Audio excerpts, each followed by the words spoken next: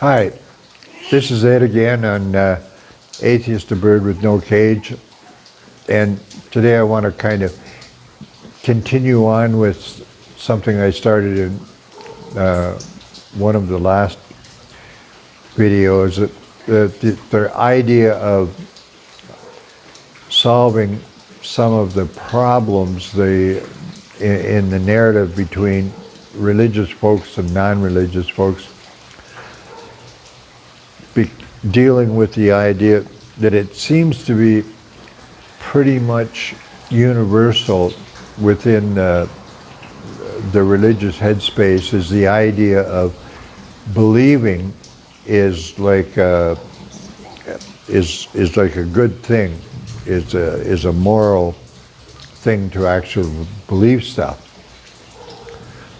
That's a Dan Dennett idea, believing in believing. Now, we still get stuck with the problem of, the meaning of believing, and I think that hasn't been fleshed out yet, because it seems to me that religious folks talking about what they believing stuff, and secular folks saying what they believe or don't believe, it seems like those words might have different meanings. Anyway, on the issue, one thing that occurred to me is that maybe this believing in believing, or belief in believing, is not only taught and insisted on in religious circles, it may be something that we come by naturally. It may have evolved in our thinking. So I'm not sure if it's really helps, but I have an interesting, I think you'll enjoy this story about my daughter. My daughter was in kindergarten, and she went to a kindergarten that was close to our house, and one day I was standing in the doorway waiting for her. The school was, a couple of short blocks away, so I was just waiting for her and watching for her. So finally she came into view, came around the corner, and she was with a boy that was, I assumed, was a boy in her class. He looked like he would be kindergarten age also. So she came home, and the little boy went off towards wherever he lived. He lived close by also.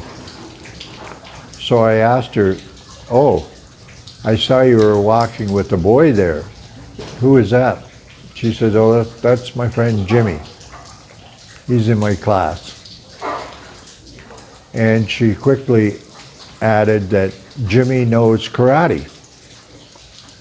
And, oh, that's interesting. She said, "Yeah, Jimmy knows karate, and he can chop down telephone poles with his hand, like that." I said, "Wow, interesting. How do you know he can chop down telephone poles with his hand?" And she said, "Because he told me." And she said that in a way like, well, of course, obviously, if he tells me, it's got to be true. Now, I immediately had a divided mind. Like, where do you go with this thing? She's saying this little boy claims he can chop down telephone poles. So I could have easily questioned her on, well, do you think that's true or that? But I didn't. I decided to go with well, it's, probably it's not a good idea if Jimmy chops down telephone poles with his hands. When you chop down telephone poles, it causes a lot of problems. Does Jimmy do this often? Does he chop down telephone poles? And she said, no, I don't think so. So I said, well, maybe when you're talking to him about it again, you should suggest to him that it's not a good idea to chop down telephone poles because, you know, it causes problems. Your phone, you lose your phone when the wires fall down and you can't use the phone, and the electric lines are on the telephone poles, and so we lose electricity, so we don't have lights and we can't cook and all that. So it causes a lot of problems. So it'd be a good idea if he, if he didn't chop down telephone poles. I never knew if that was the way to deal with that, as opposed to getting her to question whether Jimmy could actually chop down telephone poles. I mean, we could have went the route. You think it's possible to chop down a telephone pole? Because, if you take your hand and you put it against the telephone pole and you hit it a little bit, well, it hurts. And it's not going to hurt the telephone pole. But it seems to me if you hit that telephone pole hard, it's not going to fall down. And depending on how hard you hit it, you could really hurt your hand. But we didn't go that way. We're not sure if it was the right approach or not, because I basically left her to figure out whether that was true in any way, the chopping down telephone poles idea. But it was kind of interesting. She accepted it, and I think part of the reason she accepted it was because he explained kind of like where he got this power. He knows karate. That was part of it. He knows karate, and when you know karate, I guess that gives you the ability to chop down telephone poles. So I'm convinced that the same thing is happening generally in religion, especially with children, is it's pretty natural for us to listen to our parents, and what they tell us is true. We accept the Santa Claus idea when we're very young children, and then usually because the parents don't double down on it, they basically let the child decide for themselves. And so by the time we're, 8 or 10 years old, we figured out that Santa Claus. When did you figure out that Santa Claus wasn't real, Glenn? About 8 or 10. When you were what? I don't know, 8 or 10. 8 or 10. Okay, good. So that was a good guess on my part. So anyway, the reason, in the first video, under the last one or the one before, I was talking about this idea because it kind of seemed to bridge a problem that Glenn and I have when we get in the discussion, the religious discussion. Both of us, there's no doubt about it, the religious stuff, the Bible stories, it's bullshit as far as I'm concerned, and Glenn basically takes the same stance. Not that we're saying that certainly there's parts of the thing that could be true. Egypt is a place, there is a Jordan River, all of that. And there may even be people within the story that actually exist. But for the most part, Adam and Eve aren't real people. The idea of Eve talking to a serpent and being made out of rib from Adam and all that kind of stuff, it's nonsense, the walking on water and the whole thing. It's absolutely nonsense. But, so how do you talk with someone who is claiming that they actually believe that? Well, right off the bat, if we have this idea, they believe in believing. Believing is a good thing. Just like my daughter, she didn't question. Jimmy says he can chop down trees with his hand or telephone poles or whatever, because he knows karate, and she doesn't question. Maybe because he threw in the he knows karate thing. I wonder if he'd just said, I can chop down telephone poles with my hand, without claiming to be a karate expert, would she have accepted that so readily? I'm not sure. So anyway,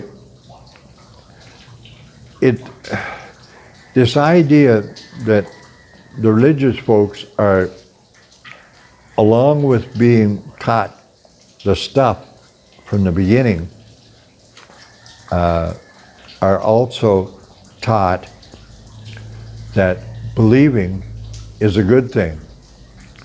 And it kind of goes along with when it's coming from a person with some position or something like that, like your parents, you got to believe them.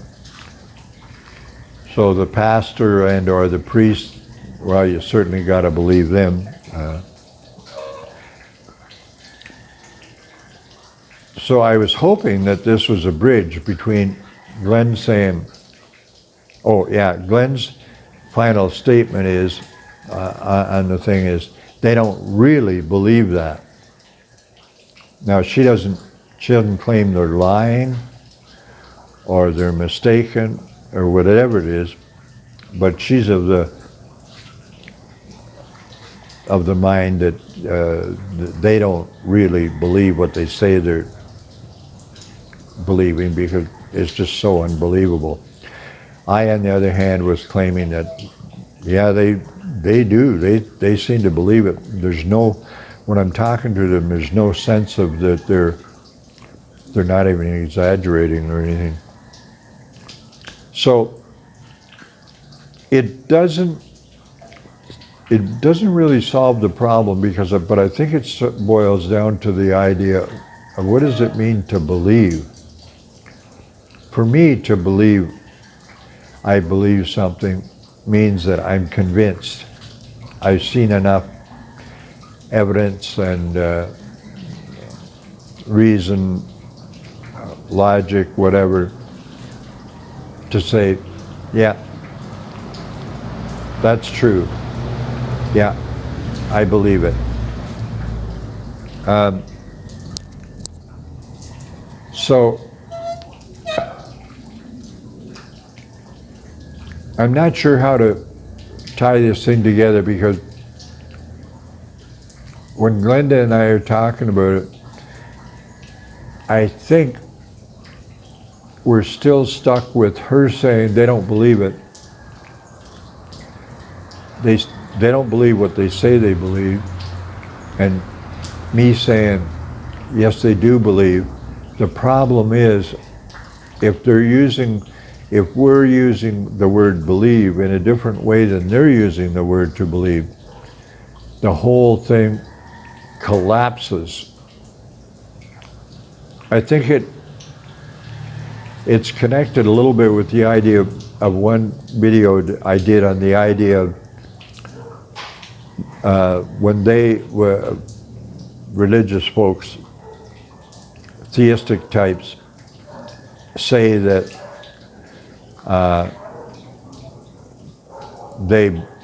they believe something. It's kind of like, if they can imagine it, they believe that it's possible, and the story could be true. Like let's take the idea of walking on water. Now there's a pool there, and we know damn well, both the religious folks and us would agree, if somebody tries to walk across that water, they're going to sink. But I can imagine somebody walking across that water. I can imagine a person stepping And then in my mind, the water just becomes like a floor or something like that. And they walk across the water. So with the religious folk, it's kind of like, hey, I can imagine it, so it's possible. Maybe. The same problem happens with the story I've told about dreams. They dream, and I've heard them say forever, in a dream they talk to God, or these things happen. And there's no problem with that, partly because when they wake up, they don't have a conflict. They don't have a saying, wait a minute, I was talking to a God, and it can't be true because God don't exist. On the other hand, where I have a dream that I dream, when I was young, I used to have dreams that I could levitate or almost fly, not really fly, but I could levitate and float in a room. But invariably, when I woke up, I just go, oh shit, that's not real, because I know. The problem with the religious person, they're always already in the headspace of believing this God thing is real, actually exists. So if they talk to this deity in a dream, they don't differentiate that happened. This God is real. So there could be a connection in a dream. Something like that. Anyway, I hope you can see what I'm trying to do here. I'm desperately trying to connect the ideas of what I think, what Glenda and I think, that when they talk about this guy walking on water, that's absolute bullshit. And in the real world, everything we've experienced, we know damn well it cannot happen. But the religious person is already in a headspace of believing things is good, so it doesn't matter if it really conforms with the world as we know it. Because they've always got they just fall back on the thing, God is mysterious, God can do everything. So once you got that in the mix, you're at a loss. Anyway, I'm not sure how much this has been helpful. I still haven't worked my way through the whole thing yet, but obviously fundamental to the religious headspace is the idea that believing is a good thing. They believe in the value of believing. And I think it might be another video, but the idea, I believe in having a belief in believing, or believing in belief, is also another way of saying that is having faith. The faith thing becomes the same kind of thing, but if I'm going to do that, I'll do it in another video. My name's Ed. I haven't mentioned yet, I'm 79 years old, and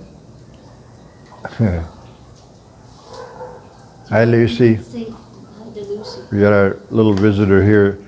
Lucy the visitor, here she is. Hi, Lucy. Well, they can't see her. Here she is. She's a sweetheart. Lucy. She's not a replacement for our Luna. Nobody could replace Luna. But she is a welcome little visitor and spends quite a bit of time with us. Okay, what did I say? I'm Adam, 79 years old. This is, what's the date? Oh, this is, 2nd. wow, the 2nd of January, 2020. Here we go. 20 years into this millennium. Okay, I'm going to think more about this idea of believing and believing. I'm going to expand on it and try to connect it to maybe how the two sides use the word belief, and eventually I think I'm going to have to investigate this word they have that they call faith, because you'll often run into when the Christian gets their back against the wall, they say, I just believe on faith. And faith, like believing, is a good thing. Faith is a gift from God, they claim. And I'm obviously already down the rabbit hole, and there's a lot of room down here, so I think I'm just going to call it a day and say thanks for watching, and we'll see you again. And that's it for today. Thank you.